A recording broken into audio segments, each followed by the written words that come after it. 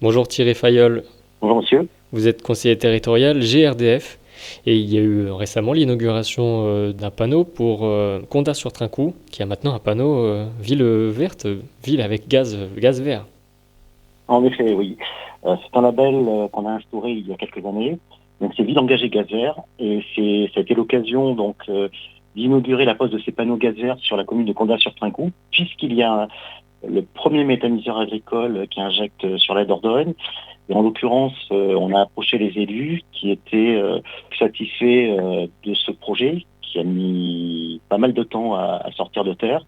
Mais enfin, on y est arrivé. Et maintenant, la ville de Condat-sur-Trinquoult peut se vanter d'être une ville 100% gaz vert.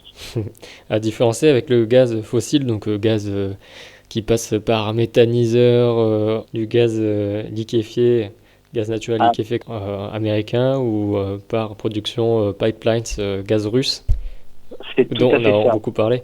Pourquoi ça a mis beaucoup de temps, comme vous le disiez, à se mettre en place? Alors, vous savez, un projet de méthaniseur, en moyenne, c'est 4 ans, 5 ans, ce qui a été le cas de Condat-sur-Trinquoult. Voilà, tout simplement. Donc, on a d'autres projets qui sont en émergence sur la commune de la Dordogne.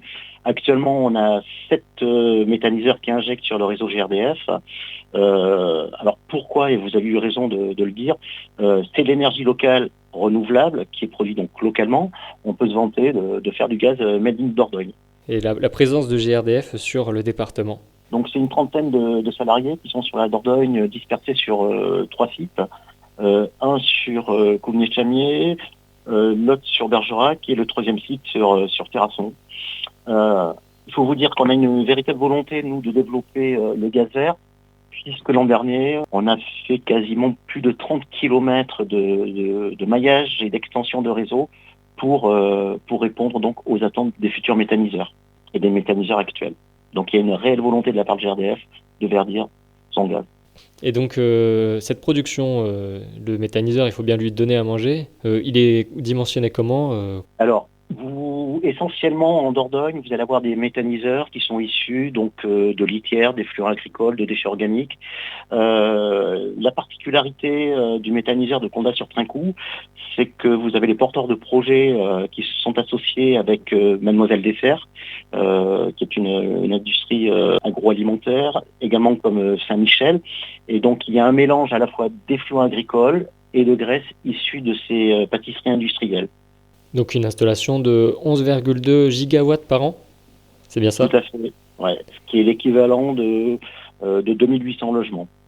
Donc, même si on va au-delà de la commune de Condat-sur-Trinquoult, vous avez l'intercommunalité de Dronébel, qui peut se vanter également d'avoir un peu plus de 40% de gaz vert sur l'intercommunalité. Alors, il faut savoir que côté GRDF, on alimente donc 3 communes sur l'intercommunalité. Ça va être donc Brantôme, Condat et puis Champagnac-de-Belair. Et pour l'instant, ça reste quand même un petit pourcentage, le gaz vert en Dordogne. Il est actuellement à 4% à peu près. Oui, oui, oui. On est parti de très loin, mais il y a une véritable dynamique. On espère en 2028 donc avoir 13%, voire au-delà. Comme je vous l'avais dit, il y a d'autres projets qui arrivent, qui sont en émergence. Et donc, on peut imaginer, au-delà de 2028, à être bien au-delà de 13%. Oui, espérons.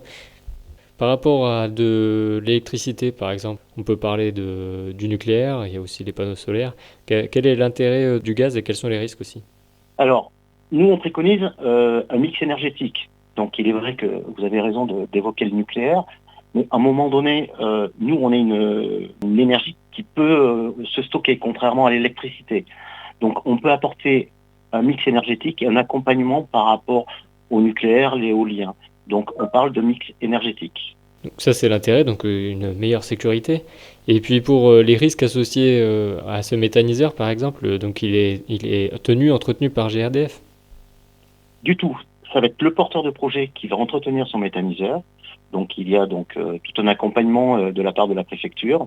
Nous, côté GRDF, donc Gaz Réseau Distribution France, on va apporter ce qu'on appelle le poste d'injection qui va recevoir le fameux gaz vert produit par le porteur de projet et les différents producteurs. C'est-à-dire que nous, on n'intervient pas du tout sur tous les intrants du méthaniseur. On va amener le tuyau jusqu'au pied du méthaniseur. On va mettre ce qu'on appelle un poste d'injection. Ensuite, ce poste d'injection va vérifier la qualité du gaz vert et ensuite on le redistribue dans nos réseaux pour alimenter le particulier, les industries et le tertiaire. Et donc pour la gestion au quotidien, ça sera au niveau Alors de... la gestion du méthaniseur est assurée par le porteur ou les porteurs de projet.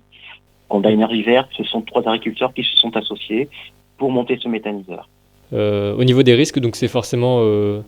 vous n'avez aucun lien, par exemple, s'il y a un problème de fuite ou quoi que ce soit, hein, parce que c'est ce qu'on peut remarquer sur les premiers méthaniseurs qui ont été implantés.